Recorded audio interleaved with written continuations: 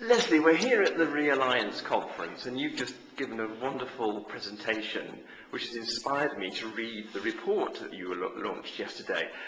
Tell us what's in it and why they should read it. It tells us the impact of the sector at the moment, not just in environmental terms, but also in social and economic terms. There's some really, really good work going on with individuals and communities out there. But what's important about the report is it tells third sector organisations and people who want to work the third sector how they actually deal with big organisations like local authorities, how they can make a difference in their community, how to actually win contracts to resource the kind of work the third sector is very good at, but sometimes doesn't get the chance to do on a big scale. Got a huge challenge in terms of the scale of change, but I'm quite excited because I think we've found ways forward that will really work. Is it the sort of report that you read from cover to cover or something you dip in and out of? What I've done with the report is to reference everything that I'm saying so that an individual can look at a particular issue that they're interested in, and they can actually go back, look at the detail, be reassured. It's not just my opinion, this is actually what the specialists are saying in various fields. It's not an easy read, but some really interesting stuff in there. There's quite a lot of interviews with third sector organisations.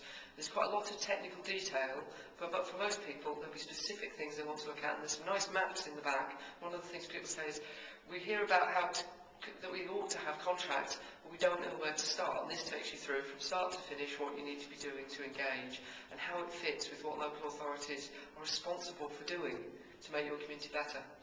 If there was, say, one or two really interesting highlights from the report, what would they be?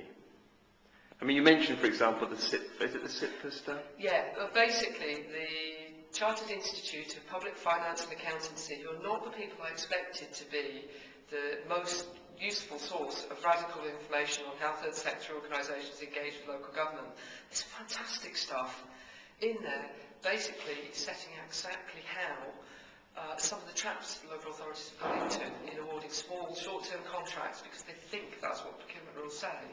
Actually, there's a lot more scope for much more creativity, and it's your finance and procurement professionals who are saying, this is actually what you can do. It's just people haven't read it, people don't know about it, even people who are specialists saying, oh, that's really good, I didn't realise you could do that.